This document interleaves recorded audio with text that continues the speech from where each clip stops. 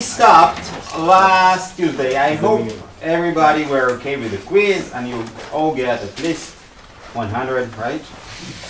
At least. But we were discussing the Einstein model of solids, and this is where I want to go now. So, Einstein model for solids, of solids. And the basic idea is that all the different atoms are harmonic oscillators, and harmonic oscillators that vibrate in three different directions. Each of those harmonic oscillators. And they all have exactly the same vibrational frequency. And so we're talking about 1907, 1908. Einstein continues with his ideas of photoelectric effect. Each vibration can have a given number of quantas of energies. So En is n h bar omega, and goes from 0, 1, 2, etc., etc., etc. And this goes for any degree of freedom, so any possible oscillations. And we assume here that all the different particles, Professor Einstein assumes that all the different particles are independent of each other, and they're all exactly identical. And what we obtain is that we have a factorization, because all of those guys are independent, and the vibration, not only the particles are independent, even the vibration in this direction, in the z direction, and the x direction, and the y direction are all independent. So we have 3n degrees of freedom.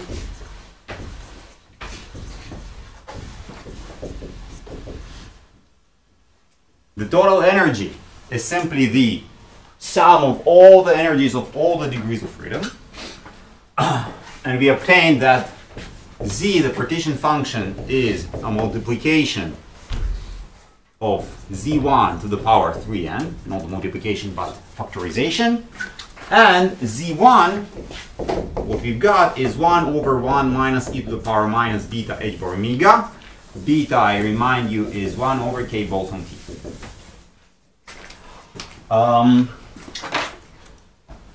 The free energy is 3n, we have to say, k Boltzmann T, log of 1 minus e to the power minus beta h bar. Okay, so this is the free energy. Great. Now, what are the experimental observations? So this is very nice, but this is what we call a toy model. Why a toy model? Because usually a chunk of metal, a chunk of some solid material, we don't really know what's going on inside. Especially 100 years ago, they had a clue of what's going on, but not, too much. So we need to compare this somehow to the experiments. Now the experiments for solids are based on computing the specific heat behavior. And what we know for the specific heat behavior is the following thing. We know that as a function of temperature, it has a shape that starts from 0 and rises to a constant. Okay. And this constant, wasn't really dependent on a lot of properties of the solid, and it's pretty universal. Okay. So, in order to check whether the toy model is correct, not correct, because we already have thrown away huge number of details, right? Huge number of details were omitted when Einstein said 3n harmonic oscillators, each harmonic oscillator has quantas of energies, they're all independent, etc., etc., etc. Okay, so let's see whether this simple approach of Einstein actually provides us some information about what is going on inside, and if it really enough to take into account something like independence, and that's it. and quantizations of energies. Okay, so what we now need to compute is the specific heat, which is d average energy to dt. Okay, average energy, or U, what we call average energy. It is 3n, the average energy E1, so this is average energy of a given degree of freedom for a single degree of freedom.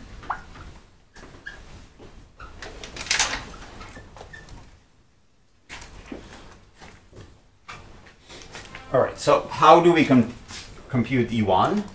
We need only to take into account Z1. And if you remember the formula, so E1 average is minus d to d beta log of Z1. Okay, so do you remember how we obtained this? It's actually happens from E1, a sum of n goes from 0 to the infinity of n h bar omega. This is the energy. Multiply the probability of being in a state where the energy is n h bar omega, which is e to the power minus n h bar omega divided by Z1. Okay.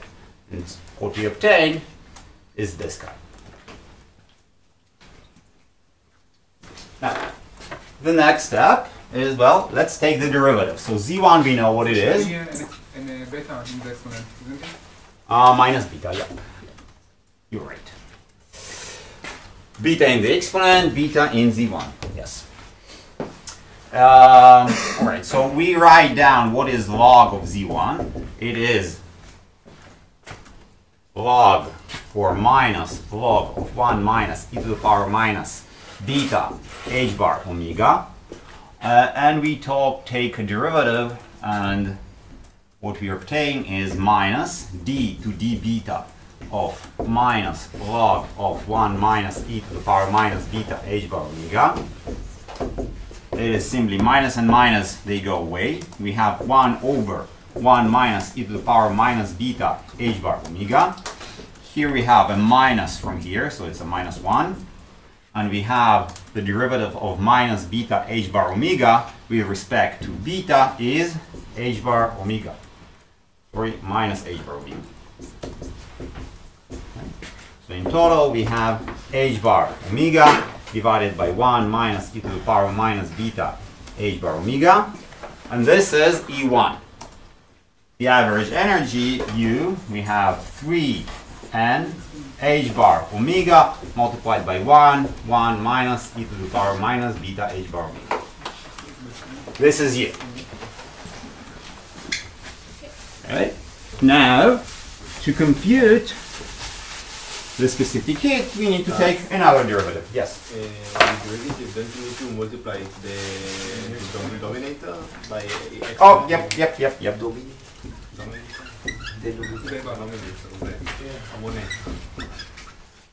Thanks.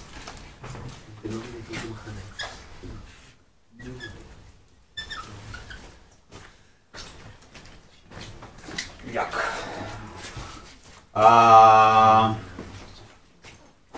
Okay, so let's take now the derivative of this guy. Well, let's write it down as 3n h bar omega divided by e to the power beta h bar omega minus 1. Okay, you can write it like this. I just took the exponent out from the denominator, and shoved it down into the denominator. This is what we obtained. And now I compute the specific heat, which is d to the dt of U. Okay. So the usual expression for thermodynamics, this is how it's defined. The rate of change of U with respect to the temperature. We heat up the system, we measure the temperature, and we know how many energy we actually put inside. All right, so the derivative of this guy is, so we still have 3n h bar omega up front, and now we need to take the derivative of this. So d to dt of 1 over e to the power beta h bar omega minus 1.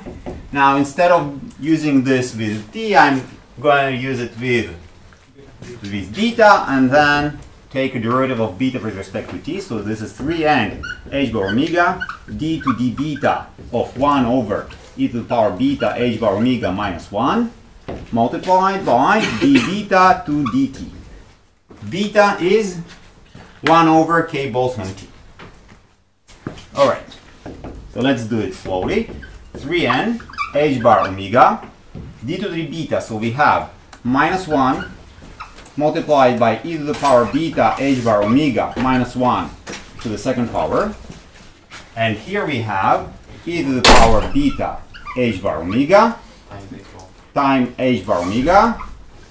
Okay, and we have d beta to dt, which is 1 over k Boltzmann t squared minus 1.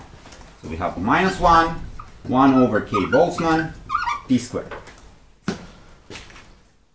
Minus 1 and minus 1 goes away, so we have 3n h bar omega squared divided by k Boltzmann t squared, and here we have e to the power beta h bar omega divided by e to the power beta h bar omega minus 1 squared.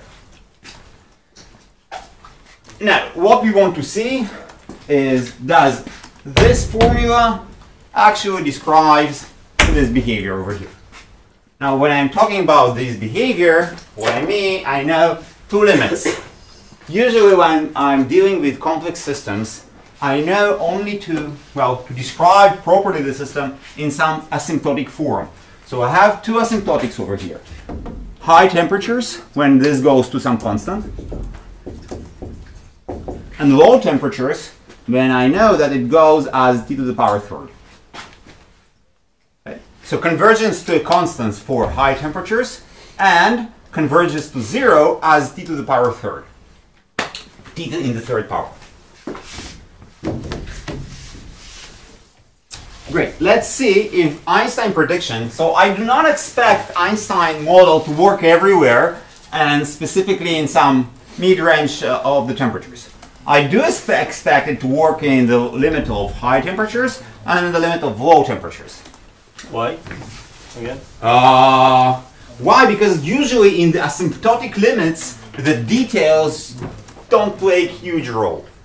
Right? This is a physical expectation. But we'll see why it does not work. Okay, so first, limit of t goes to infinity. Okay.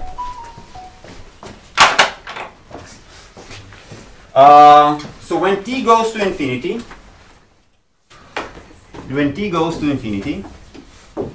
what do we have? T goes to infinity. The only thing that changing is t here is small. Well, yeah, all right. But there is something that happens to the e to the power beta h bar omega. Now, It's very small. it's very small. So t goes to infinity. Beta h bar omega goes to 0. Okay, because beta is 1 over k Boltzmann t. Okay, so when beta h bar omega goes to 0, what we use is that we are going to say that e beta h bar omega, it's approximately 1. Okay? Yeah, so we are going to say, great. Here I'm going to put 1 in the denominator. I'm going to put 1. And the denominator, I also going to put 1, but there is a problem. 1, no, this is correct. This is minus 1 over here. So 1 minus 1, it's going to be 0, and all of this is going to explode. So it's not such a great approximation, at least when I'm trying to approximate what's going on inside the denominator. So I need the next term. Okay, the next term is beta h bar omega.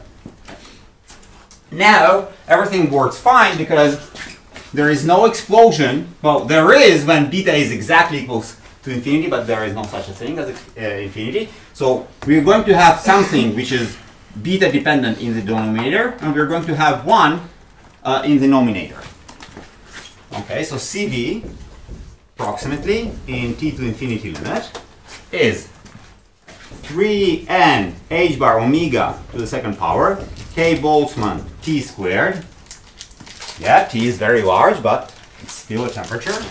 Here we have 1, and here we have beta h bar omega squared. Okay, so h bar omega squared goes with this h bar omega, 3n stayed the same, k Boltzmann, and I have here beta, which is 1 over k Boltzmann t squared. Okay, so we have CV, t goes to infinity, 3n k Boltzmann. Okay? It's a constant. And it's a constant that's independent absolutely from h bar, from omega, my oscillation frequency, from anything. Okay, so there is only dependence on the size of the system. Okay. This 3n. Okay, so it's some sort of size or the amount of particles, the degrees of freedom that I have in the system. And I have k Boltzmann. So this result tells me that for each degree of freedom, there is a contribution that's coming from, that's providing me a k Boltzmann. Okay. So when I divide this by 3n, this constant is k Boltzmann, and I can actually go to the lab and measure it, and it works like a charm. Okay. So this limit of high temperatures, the convergence of the specific heat, this convergence to k Boltzmanns, this is something that we can observe in experiment. It works. Later on, we'll show that this is an outcome of something much more general than just an Einstein model for solids. It's an outcome of something that we call equipartition theorem. Okay? Great. So at least one limit, Einstein got it right in one limit. What happens in the other limit when t goes to 0? So this is good. What about this guy? Okay, so we are going to do exactly the same. We're going to take the asymptotics of t goes to 0 and see what we can do in this limit over there.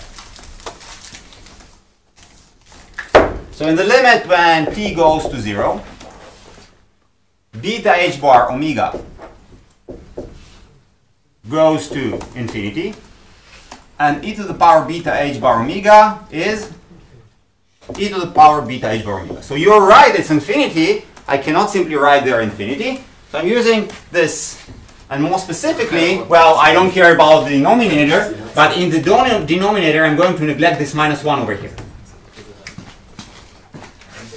So minus 1 over here is as e to the power beta h bar omega. Alright, so what we have for CV is 3n h bar omega divided by k Boltzmann t squared, and we have here e to the power beta h bar omega, e to the power 2 beta h bar omega. In total we have e to the minus beta h bar omega, and instead of beta I'm writing e to the minus h bar omega divided by k Boltzmann t. The h bar omega in the denominator is the square. Sorry? The h bar omega in the denominator is the square. Square. Okay. Thanks. Okay. Now, what is the dominant behavior of this function when t goes to 0? The exponent. Okay? The exponent, when t goes to 0, the exponent is e to the power minus something extremely large. This is actually a non-analytic function at 0. Specifically at 0. So the decay towards 0, all of these terms eventually, yeah, indeed, when t goes to 0, it goes to 0. But the term that's dominating the behavior, the approach to 0, is not some power law over here, which, well, actually explodes, but actually this exponential decay. Extremely fast. So in this limit, it goes as e to the minus h bar omega divided by k Boltzmann t. And this is not something that we can verify in the experiment. Okay. So we have two limits, two approaches. One, extremely large temperatures, where the Einstein approach worked great. works like a charm. We can say, indeed, in the limit of high temperatures, you can describe the solid as a bunch of non-interacting particles. They all oscillate almost the same. Okay? And it works very, very, very well.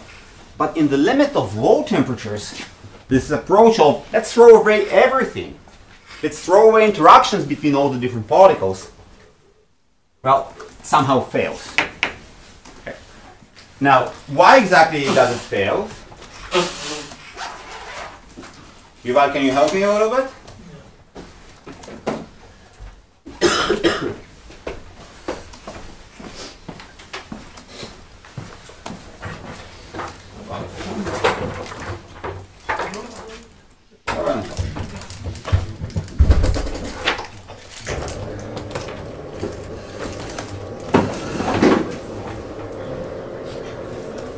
It can be that the atoms have to move. Sorry? It can be that the atoms have to move. They have to move. But we neglected, not we. Einstein on purpose neglected something. Okay.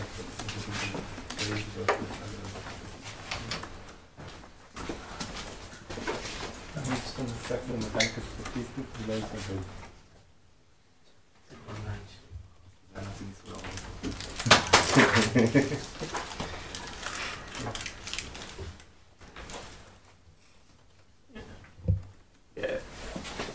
Okay. So you had a class during second year where you studied waves, right? So if you take any material and you try to perturb them. So for example, here it's an example of a string. Will come in whole number ratios of Okay. So what we see that great. I cheated on my lab. So you. So in any material, we can perturb it. We try to oscillate it, to vibrate it, and some specific forms that we call standing waves, they are living inside this material. There are only very specific standing waves that can actually be observed for any material over there. So here this guy is actually showing standing waves in all different bunch of materials. Okay. And we have standing waves that are in some cases are even analogous to they're analogous to the other wave representations like quantum mechanics. But what's interesting for us is that the guy takes a plate, and it's a solid plate. He puts it on this vibrator of his. He modifies the frequency. He goes actually pretty high. And in order to see the effect, he also puts some grains on top of the solid. Will be made visible by adding sand grains. The sand grains move away from the antinodes and toward the nodal lines. So what we see is that the effect there are some specific waves that actually can live inside the system. Only very specific type of waves. Now, the only thing that the guy does is changing the frequency. And you see the formation of those beautiful figures. Depends, of course, if the plate is circular or rectangular. But what we can learn from those figures is that the resonant patterns are more intricate. All the different particles are not independent. They are vibrating somehow in cohort. What is an allowed wave pattern? If all the particles were independent, there is no way that we could obtain those figures. Once again, these are standing waves with nodes and antinodes. And as because the of the independence, increased, the patterns become more complex and beautiful.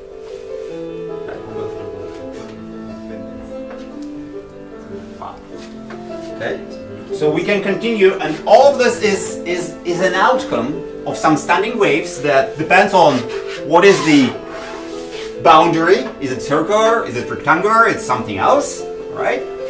And the elastic properties of the material itself. Now, what Einstein told us, he said, forget about all those figures, forget about all those waves, you don't care, right? Now, worked in the regime of high temperatures. Now you can do the following experiment. You take this plate, you heat it up to pretty high temperature, and you will stop seeing all those standing waves inside it. Why? Because all those different figures, they are properties of elastic features, and those features might be very important.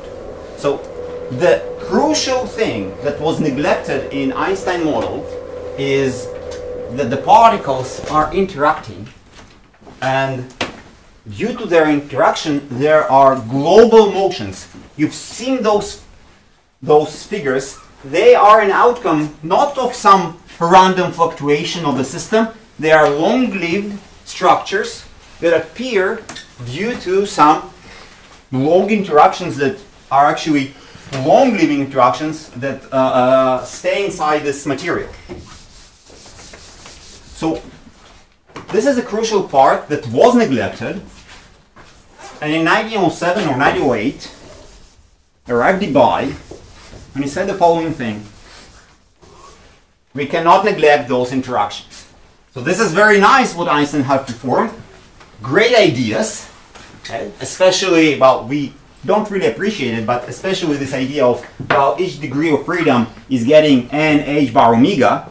This is great, but the problem is that all the particles are not independent.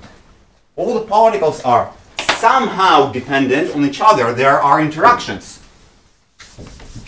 Now, this is a problem. Why? We have two assertions, this for now and till the end of the class, when we use them, or we must use them, in order to solve any physical problem in statistical mechanics. The energy is additive in the form that it's a sum of the energies of all different particles. All the different particles have to be independent. Okay? So those are two crucial ingredients. Okay? This is why Einstein said, well, all the particles are independent. Great. I'm starting from something very simple. This is why it's very, very solvable. Debye says, and those figures that I showed to you, they are not independent. All the different particles move in cohort. They move together somehow. Okay? So there is an intrinsic dependence of one particle on another. I cannot use the particles as something that describes the system, because if I'm using them, there is dependence. Where is dependence, there is no independence or factorization. When there is no factorization, I'm lost. Right? So and then, you know, it's not that I'm lost and 50 years afterwards somebody described a better method to solve this problem. No. The method stays the same for equilibrium statistical physics. We need to compute partition function, and we know how to compute partition functions only or mostly for independent particles. So it is great that everything is dependent. It is great we have such a cool figures on a plate, but we don't know how to solve problems where the particles are dependent on each other. So the first thing that comes to mind is, well, the particles are dependent, but maybe, right, just maybe, we can get all those particles, smash them somehow together, and create out of them new particles, right?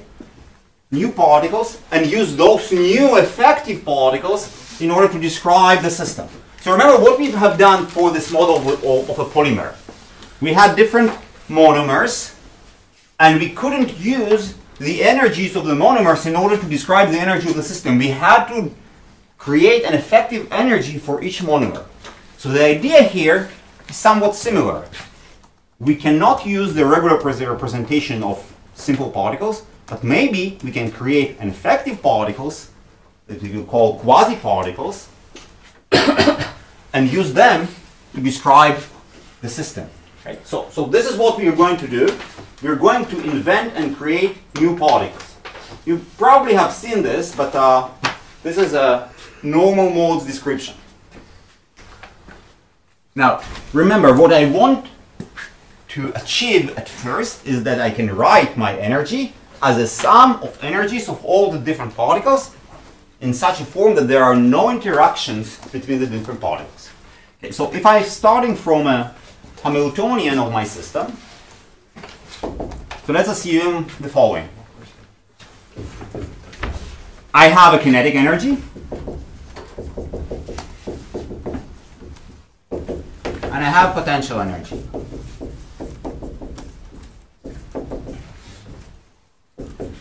Now, what is my kinetic energy? I go over, so this is kinetic.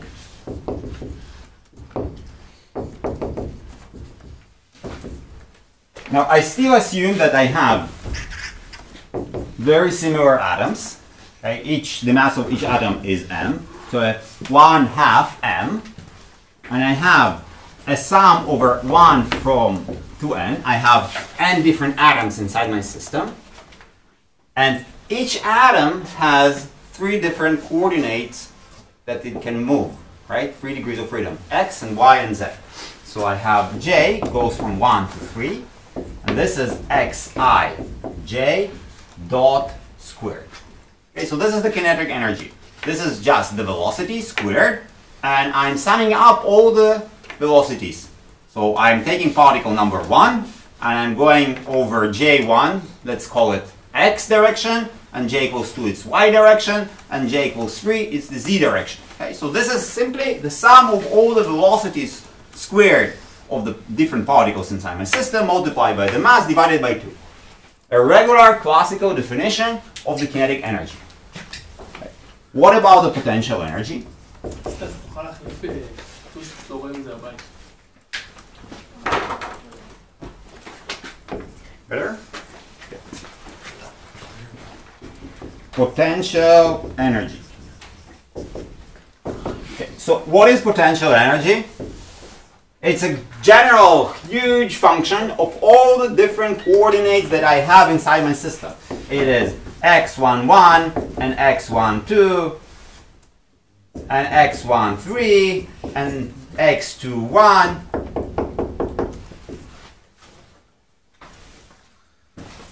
Okay. I don't really know what this function is. It's a huge function, and it's a function of n different particles. And it's enormous, and it's difficult to compute.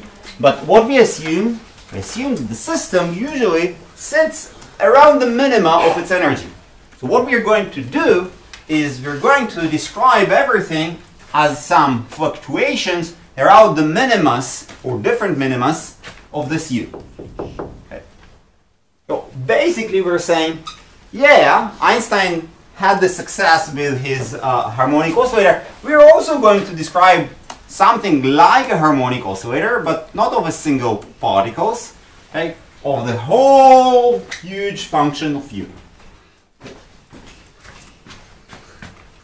So first of all, I'm going to write this down in the following sense. So my Hamiltonian is 1 over m. A sum, and now I'm going to go from 1 to 3n because I'm dealing each xij as a degree of freedom, and for me it's a different coordinate of the total system. Like in this function, there are 3n different coordinates, so each of those guys I'm basically saying this is y1, this is y2, this is y3, and in total I have yi dot squared. So this is the kinetic energy. I don't care whose the particle is. I'm only care about the different degrees of freedom. And this is for the kinetic energy. And U, I have y1, y2, till y3n. Okay, now I'm going to say, well, the only thing that I care about is an expansion around the minima of U. So I write it down. First of all, instead of a summation, I'm going to use a vector form. Okay? So I'm saying this is 1/2 m psi dot vector psi dot vector transport, which is psi is y1, y2, y3, up to y3n. Okay? So here I have a multiplication of one vector by a transform. So is the other way around? The left one should be above. Yep. So this is y1, y2, y3, y3n. Okay? Yeah. Okay. Now I'm saying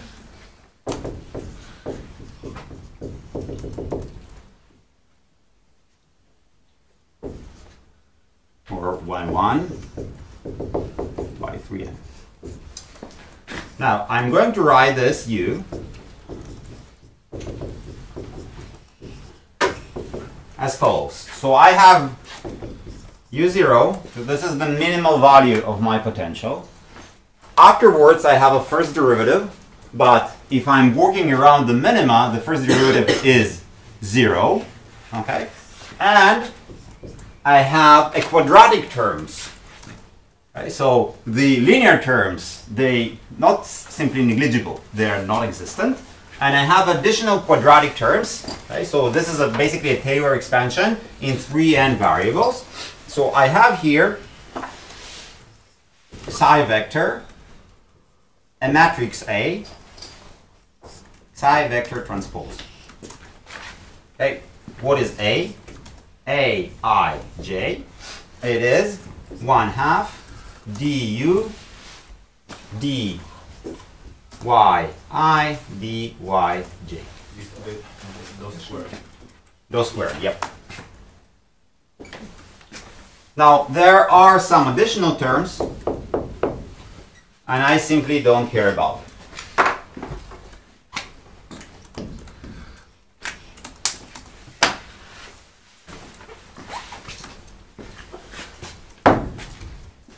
Okay, so the next step,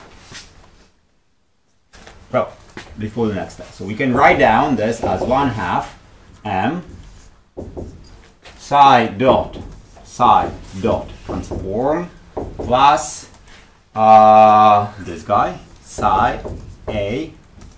Okay, so this is a quadratic form. Okay, we have a quadratic form from here. It just have a derivative, and here it's also some quadratic form. Okay.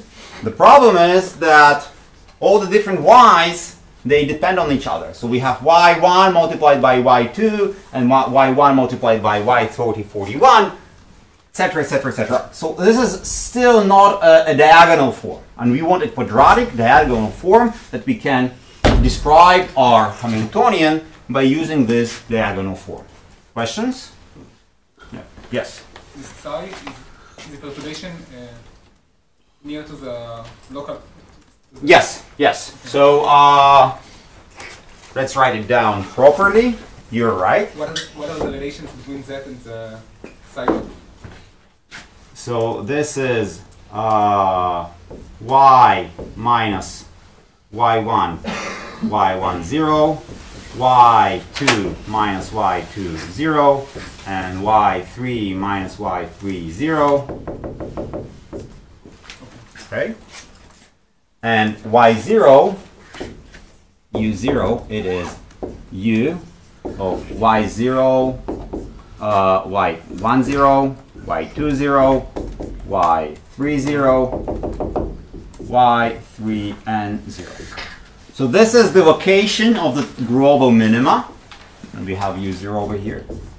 u0 is some constant, okay, computed exactly at this at the minima, and everything else are just deviations from this minimum. Okay, so this is why I have y1 minus y1 0, y2 minus y2 0, y3 minus y3 0. This is the vector. And I can write it down as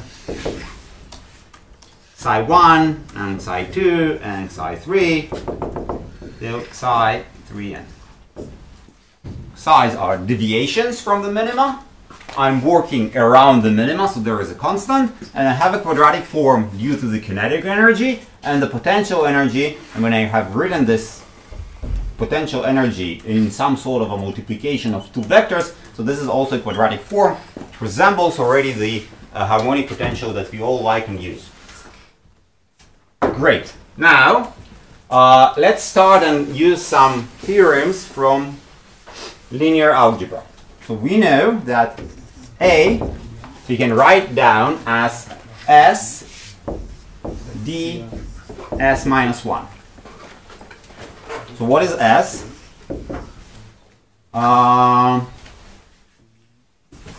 Matrix composed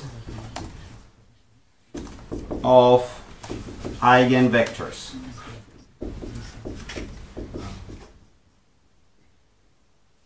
And what is D? D is a diagonal matrix. And S minus 1 equals to S transpose. So somehow, someday, during your first year, you have proven those theorems and that you can decompose a matrix to this specific form. And this is what we are going to use over here. So we are writing our H as 1/2 m, those vectors, plus S d S minus 1 transpose plus U0. Now I don't really care about U0 because always the energy is defined up to some constant, so we can generally say U0 equals to 0. You don't care. Okay, so let's delete it. Alright, so I still have this 1m dot psi dot transpose plus psi s d, and here I'm going to have S transpose psi transpose. Okay. Two steps at a time. So 1/2 m psi dot S minus 1 psi dot transpose. So y I can introduce here because S multiplied by S minus 1 is just the identity matrix, so it's like putting a 1 over here. It doesn't matter. Plus psi S d, and here I have psi S, and all of those guys are transposed. So remember the transpose rule, when it operates onto two vectors or two matrices, it doesn't really matter. It modifies, interchange the order of multiplication. Hi David. Hello. Hello. Bye bye. It modifies, interchange the order of multiplication. Okay. We can do exactly the same thing with this S minus 1 over here. So we have 1/2 m psi dot S psi S transpose. Okay. Over here, look, this is psi S, a diagonal matrix, and psi S transpose. It works exactly like here. So let's describe a new coordinate. So we started with, we have specific coordinates of the system. We have x, y, z. We have 3n of them. Then we are going to talk about the deviations from the minima. Then we perform some modification, right, of the coordinates. It's a linear modification. Okay, so it's a linear transformation. I don't know what those guys are, but when I say that psi S equals to z, okay,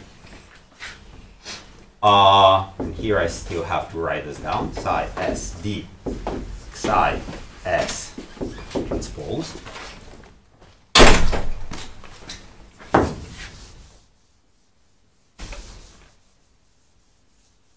I can forget about the different interactions, right? Because what do I have? I have that my Hamiltonian is 1/2 m z transpose dot dot plus z d z transpose. This is a diagonal matrix. Okay, so if z is z1 and z2 and z3n, this form means that my Hamiltonian is a sum, I goes from 1 to 3n, of 1/2 m z I dot squared plus d I z I squared.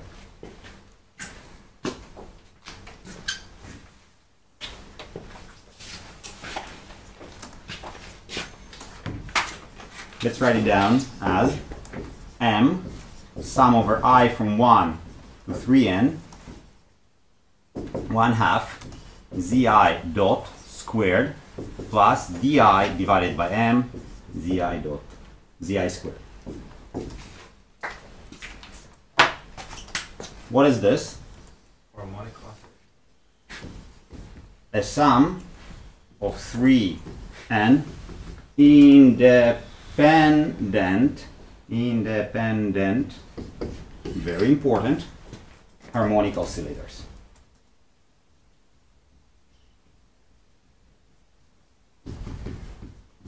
The moment we are capable of writing our Hamiltonian, and we started with something pretty complex, we assume that we're expanding everything around the minima, and when we have done this, we know, hooray, we can describe our system as a sum of 3n independent particles. Those 3n independent particles are harmonic oscillators, okay?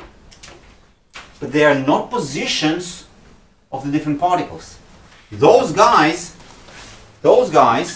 we call them quasi-particles.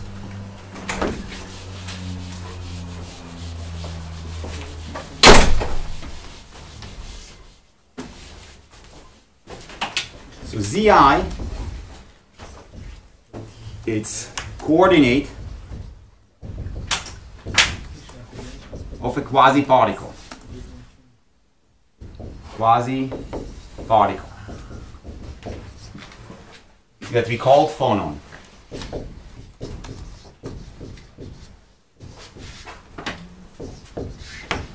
Okay.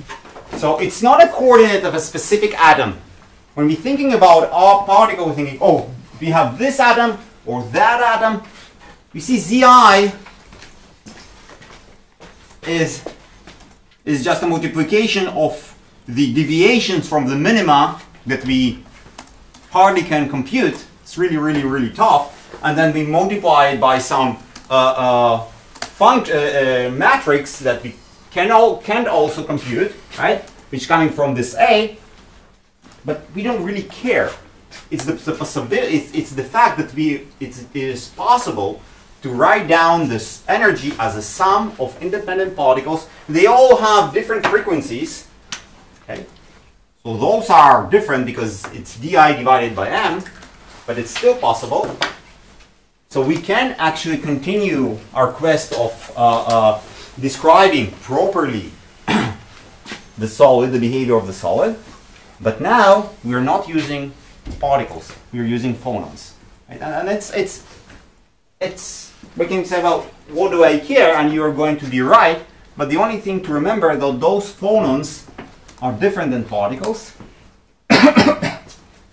And they're not coordinates. Because usually when I think of the particle, though, I have something over here. Now, due to this transformation, it's not that I have a particle that sits over there. It's a linear sum of different coordinates of different particles. Huge sum that comes from this transformation. Okay, so I cannot just say, oh, I have a phonon over here and this is where it sits. No, the phonon is a wave, right? A normal mode, like you be used to term them, that somehow sits inside the particle. So all the vibrations, very nice curves that we've seen on YouTube, they're coming from those different phonons that are living inside the particles. They are not sitting somewhere specifically. okay, because it's a linear combination of different coordinates of different particles, but they are describing the system. And what we are going to do is we're going to use this description by phonons in order to solve the problem. Okay? So the big step of Debye and the major step of Debye when he departs from the ideas of Einstein, he says there are correlations between different particles, but I don't care. Okay? Eventually I'm going to describe the system by phonons, and for each phonon for me it's normal mode, a vibration. I can use again the ideas of Einstein that it can obtain quantas of energies, like in the photoelectric effect, right? They are independent, which is going to be fine. The only problem is, what are those DIs? Okay. So for Einstein, there was a specific general omega 0 or omega, one for everybody. Okay? In Debye, they are different. So one phonon can have one di divided by m.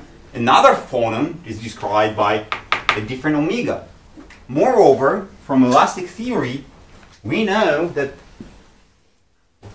these di's, let's call them di divided by omega I, they are continuous. Okay? So instead of getting a specific discrete spectrum inside our system, the omega I can obtain a continuum range of values. So that's very, very different from what we have seen before. Okay. How we treat this. So we need to learn a little bit, or learn, I will remind you something that we already know, of how I'm going from this description of phonons and a continuous spectrum of the frequencies to description of single particles. Yes?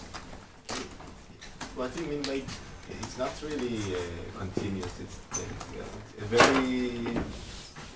Are there? Discrete. That's enough. Okay. We will talk about it in a second. So what do I mean? The question is, what do I mean by continuum spectrum? Okay. What do I mean by continuum spectrum? Yes. So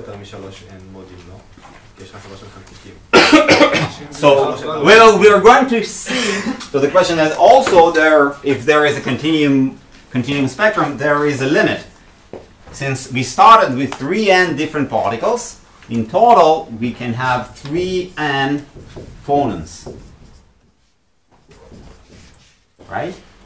But each phonon can get different omegas. So we do have 3n phonons. This is okay, because we started, the numbers of ZIs is 3n. The number of phonons that we have inside the system is 3n. But this di divided by m is not related to this. It's some elastic or intrinsic properties of the system, and they appear from what? From the diagonal matrix. Isn't it omega I squared? Ah, okay, yeah.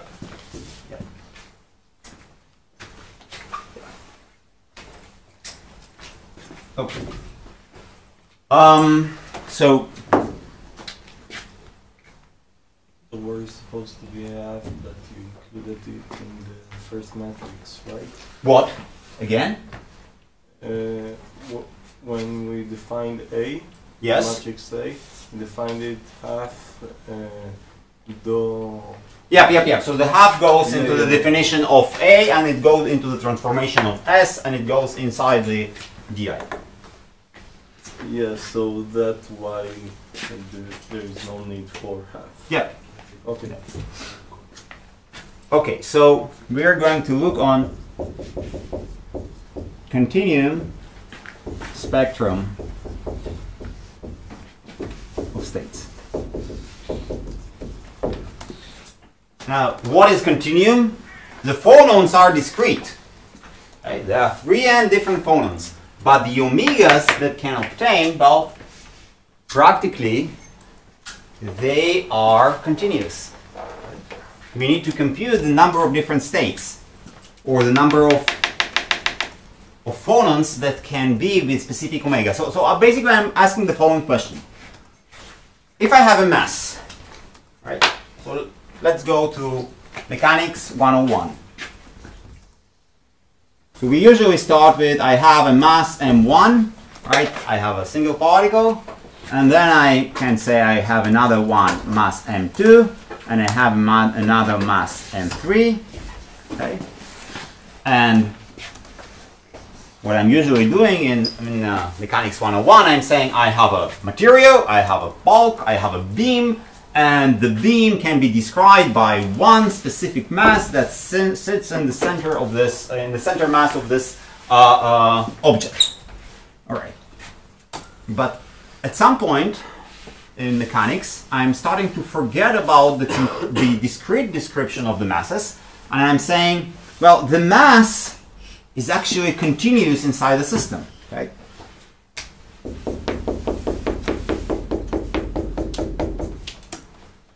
What I'm saying is there is a total mass of this beam, and the mass is spreading somehow inside the object.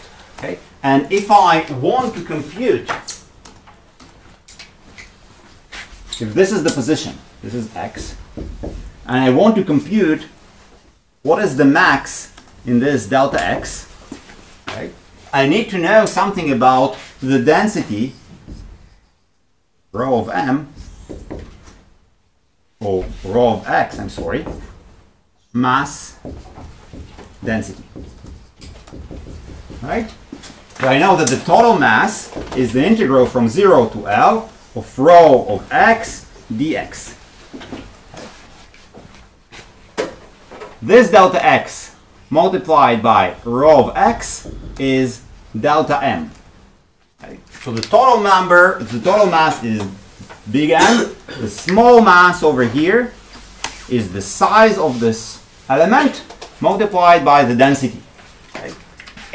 So this is the basic transformation from a discrete description of masses to a continuum description of masses. We are doing exactly the same for states. Okay. Now, why we're doing this? Because the states are described by the different values that omega I can obtain. In Einstein, there was only one single omega, so there is no problem. Now, those omegas can be continuum. Maybe discrete, but usually they are continuum. So if I have a specific omega, how many phonons have this specific omega?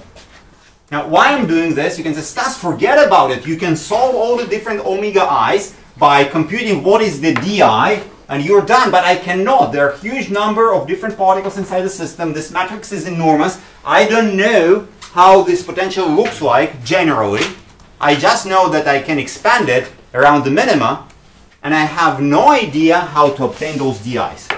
What I do know that, in general, those omega i's, they are related to standing waves that can survive inside the system. Okay?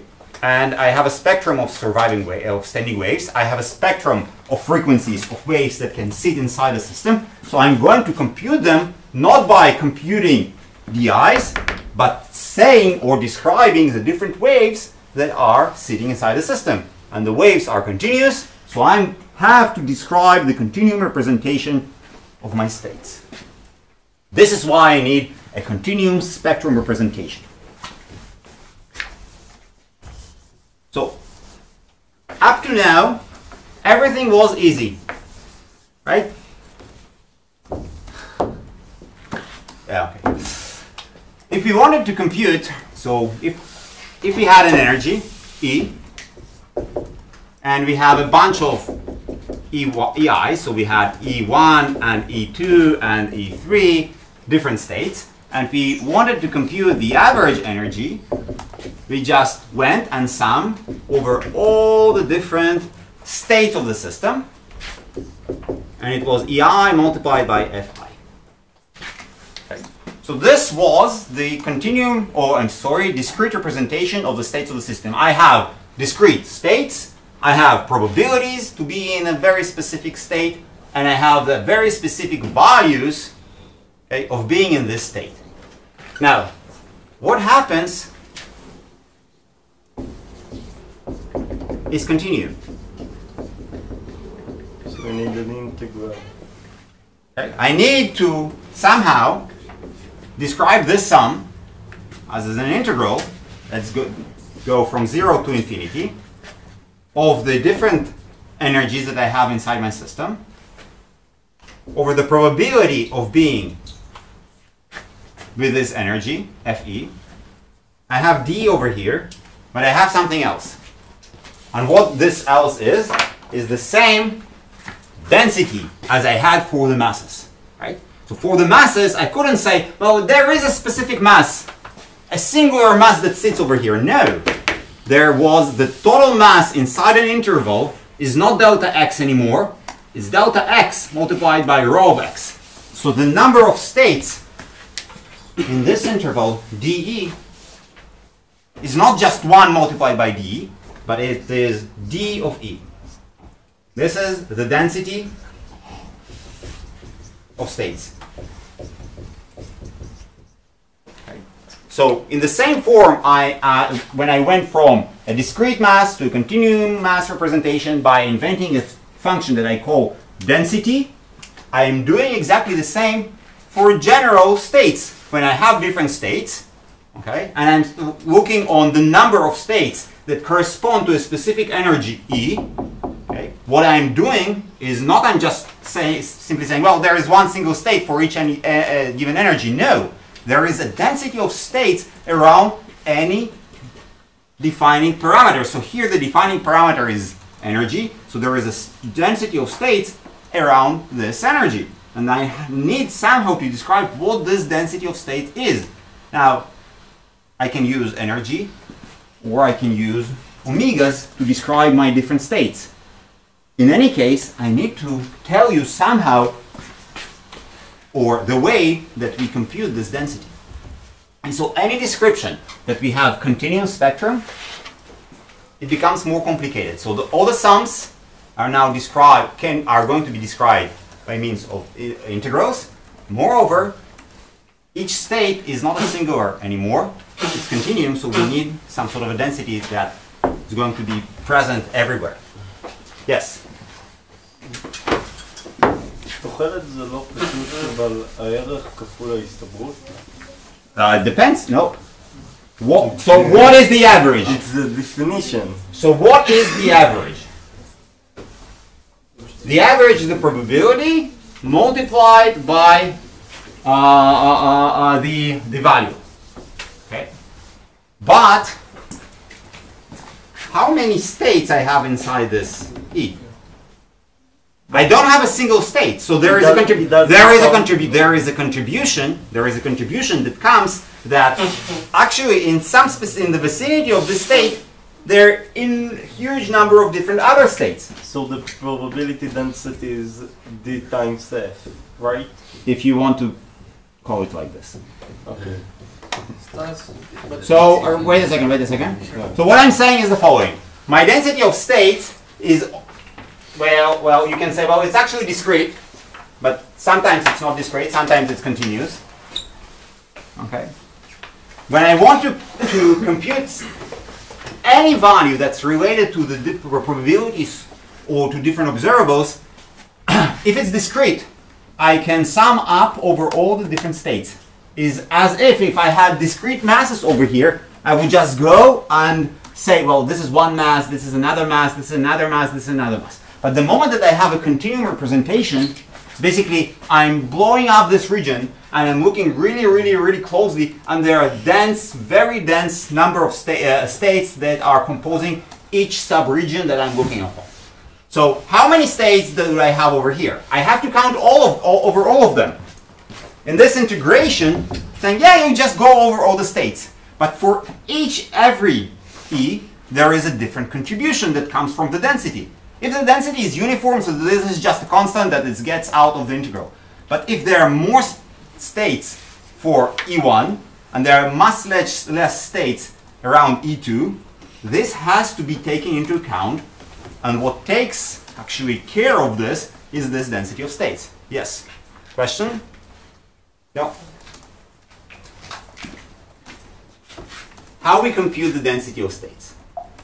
So if you remember in mechanics class, when you had continuum mass, so what you have usually done, somebody have told you, well, yes, there is a density of mass, and this density is linear, this density is homogeneous, and if this person was really mean in the exam, he will put you some crazy density of masses. Okay, but those are simple examples. We are talking about solid. We're talking about waves and phonons. So there has to be a way to calculate it. Not just I will tell you, yeah, the density of states is this and that. We need to find a way to compute this density of state, at least for this problem of standing waves inside the solid. Because what we found is that we are going to use phonons. Phonons are standing waves. And somehow we need to compute the different, not the energies, but different states that are related to possible omegas that we can have. All right, so this is what we're going to do now.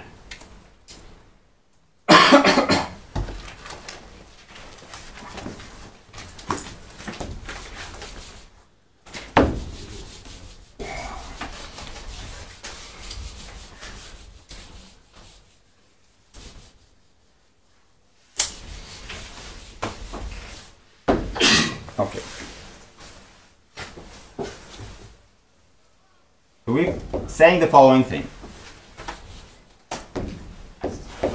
The energies are somehow related to h bar omega, right? So if you're thinking about the states, and usually we think about the states in terms of energies, so the energies are defined by h bar omega. So the more states we have around some specific omega, we have more states around some specific energy. Okay. How we continue? We say that our energy is basically for standing waves is described by the wave vector h bar k.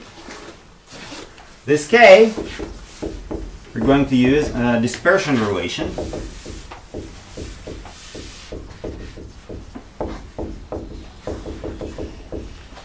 To connect between the different possible omegas and the different possible k's. Okay, so this is very nice because we want to describe all the different states by term of the wave vector. Right? And this wave vector is dependent on the different states that we have inside the system. Why? Because what is k? It is for one dimension. 2 pi divided by lambda. What is lambda? Wavelength.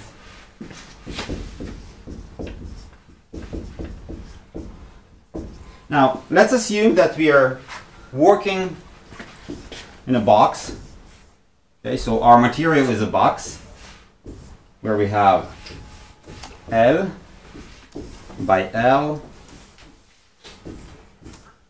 and by L.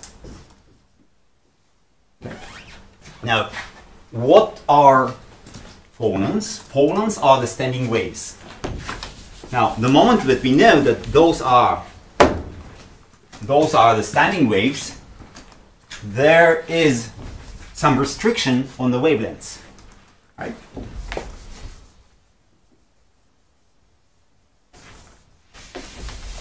What is the restriction?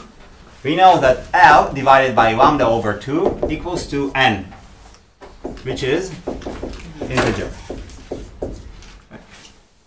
So the number of half wavelength that can survive in a given material, so those are the vibrational nodes that we've seen on YouTube video, has to be an integer. Yes. You assume that the edges are stable, are static? Yep. Otherwise, I cannot have standing waves. They will just start to expand into the other parts of my system. Okay, so what is k? K is 2 pi divided by lambda. Okay, and we push this guy inside, and we obtain that k is n pi divided by L.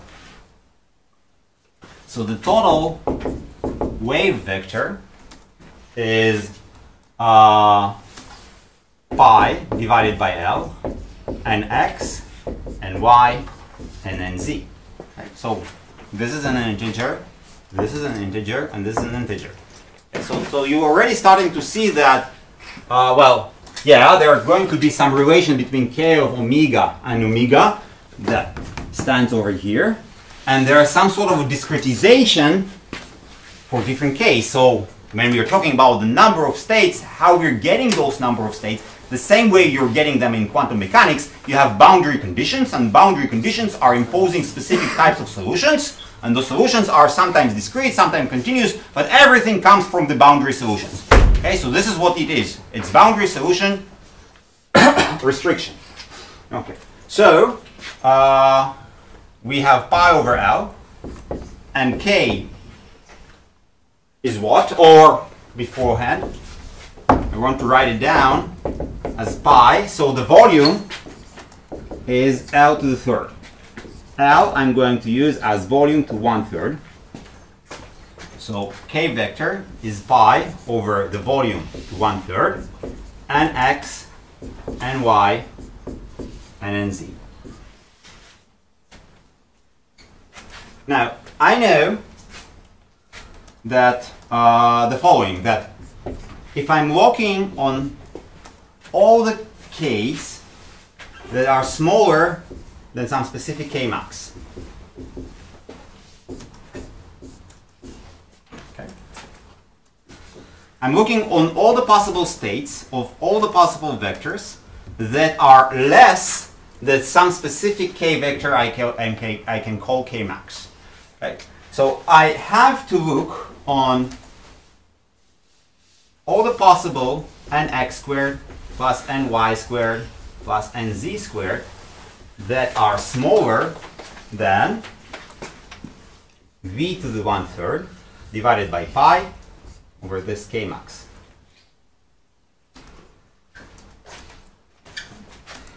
Now I can forget about the K max, and I'm going to say, so what are the number, this guy on the left hand side can have different values. It depends on nx, goes from 0, 1, 2, and etc. ny goes 0, 1, 2, and etc. nz goes from 0, 1, 2, and etc. So I have to count all the different nx's and all the compositions of nx and ny and nz such that this composition and this square root of the summation of the squares is smaller than v to the 1/3 divided by pi. Now, I don't want to use a K max over here, so I'm just going to say this is some specific K that I set for my system.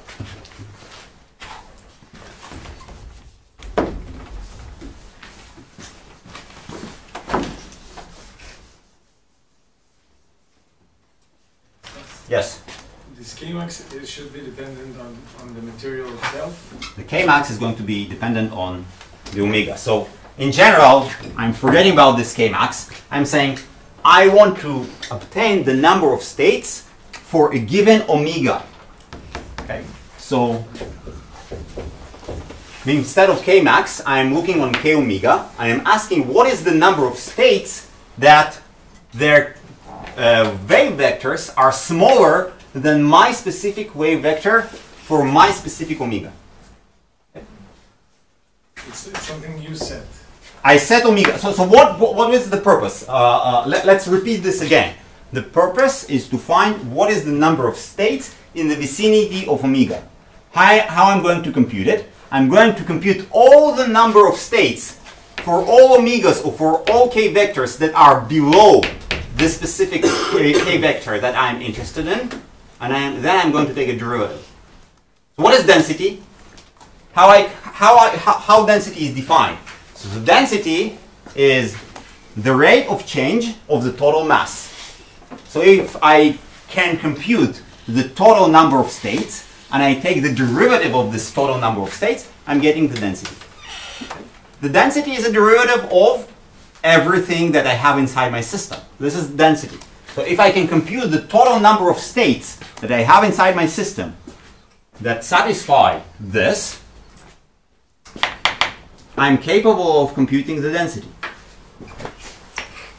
So k omega multiplied by v to the 1/3 divided by pi should be larger than nx squared plus ny squared plus nz squared.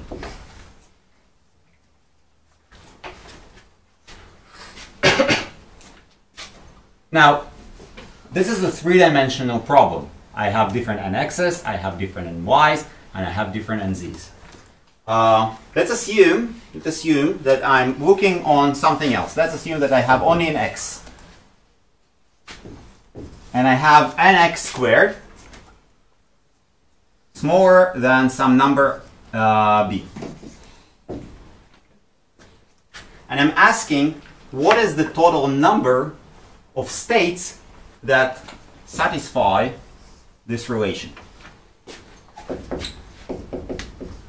1D system. B squared floor. Okay, so let's write it down. So nx can be only positive. Nx is 0, and it's 1, and it's 2, and it's 3. And I'm counting all the different nx up to what? Up to b, right? So for a system that satisfies this relation, the number of states is b plus 1 maybe, right? So the number of states for this, because this is 0, this is 1, this is 2, this is 3, I will continue to count, and in total I have b number of states.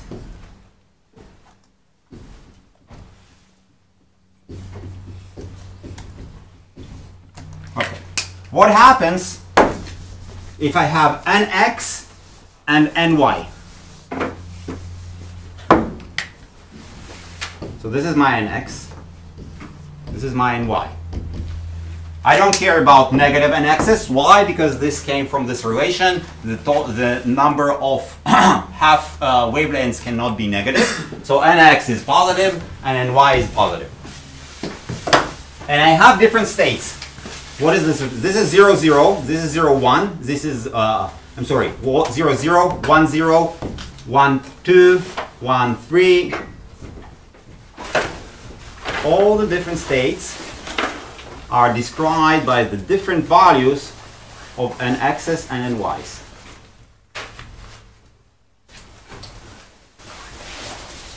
Now, when I have both nx and ny, I don't have nz. So I have nx squared plus ny squared smaller than some function c. So it's a circle, or 1/4 of the circle. So when I ask you, what is the number of states, that satisfy this relation, when I'm talking about 2D, it's the, pi over 2 times. it is this area. The number of states is the area of a quarter of a circle. Why exactly quarter? Because we don't care about the negative nx's and the negative ny's. And what we also say, look, why do I have to compute the area? So I'm looking on those different states, and I'm saying the area inside this quarter of a circle, the area of a single state is just 1. I'm taking a small square around each state. I'm saying this area is related to this specific state. So if this area was more than 1, then this is the area of this quarter of a circle divided by the area of a single state. Since the area in this representation of a single state is simply 1, all I need to do in order to compute the number of states is to compute the area of my figure. Here it's a quarter of a circle. I'm computing this area, I'm dividing it by the area of single that's related to single state, and I have the number of states in my system. Yes? Technically you neglect the... I neglected something, and I'm assuming that this guy is large. Yes, so there are some neglect. Something was neglected over here. And also on the axis. Yeah. This is small. Okay. Look, you cannot always compute everything. You're computing something. Okay. So what happens for 3D? when we have nx squared plus ny squared plus nz squared smaller than k omega multiplied by v to the 1/3 divided by pi. So omega, large omega, the number of states, okay, is what? So we have nx, ny, and nz. It's not a line, it's not a circle, it's a sphere. 1/8 of it. Okay, so, and we only looking on the very specific part of the sphere where nx is positive, ny is positive, and nz is positive. So what we have, 1/8 of 4/3 of pi. This is the radius of the sphere, right? Like here it was the radius of the circle, and here it was the length of the line, right? So this is k omega v to the 1/3 divided by pi to what power? Third. Okay. We're looking on the volume of the states. So here it's the length that gives us the number of states. Here it's the surface that gives us the number of states. And then it's the volume that produces the number of states. Again, why? Because the single volume around each state, I'm counting it as a cube with volume 1. So I'm computing the volume of all the states. I divide it by a volume of one single state, which is 1. And I'm obtaining the number of states inside the system. Great.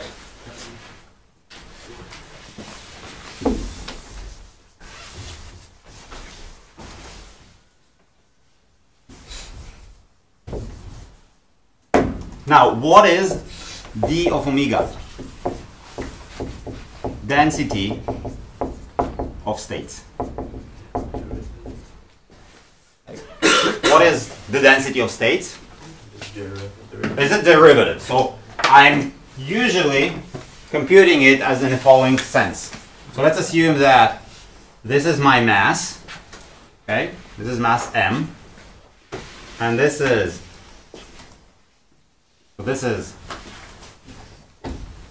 r, and this is r plus delta. So I have a mass as a function of r, and I have the mass as a function of r plus delta, and the density rho of r, so the density of mass is, I need to compute the rate of change of the mass. And this rate of change is mr plus delta minus mr divided by delta. In the limit of delta goes Times pi 448 times. No, the total mass. Squared. No, it's fine. It's a function of r. No. It's a function of r.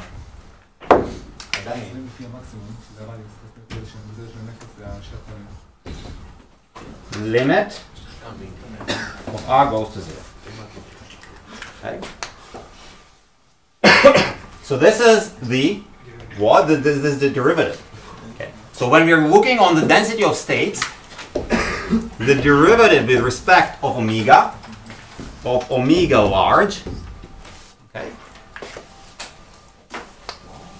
this is the density. Now we know what omega large is. Okay? We need to take the derivative with respect to d omega, and we're getting the density of states. Okay? I don't know what exactly the potential is. I actually don't really care. Okay? I'm using some general properties. I'm saying I'm looking on phonons. Phonons are standing waves. Standing waves have specific restriction on them. Using those restrictions, I can compute the number of states. I'm done. Okay? The moment I know the number of states, this is omega, I take the derivative of this guy, and I have the density. Okay. On what I relied on the only parameter that I don't know is this k omega. Okay. This is the only parameter that I don't know. So first of all, let's take the derivative. Right?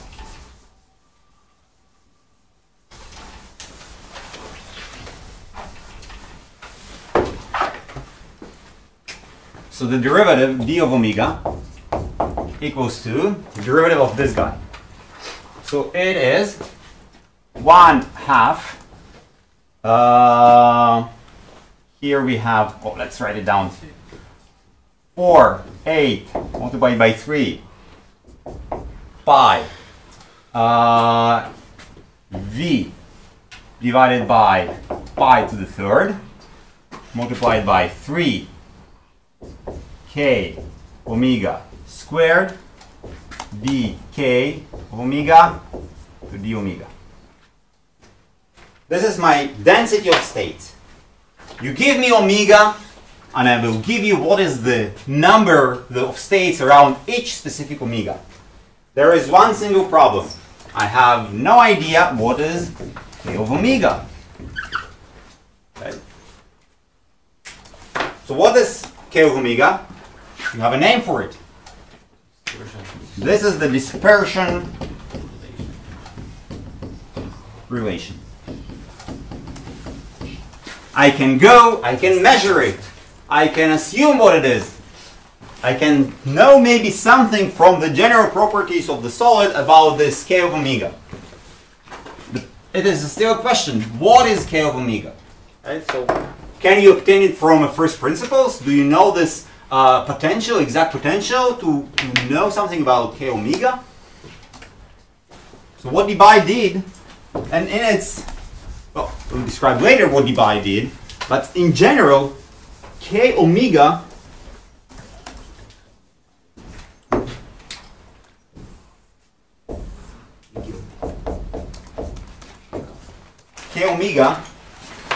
can be a very crazy function. Who knows what it is? Nobody really knows.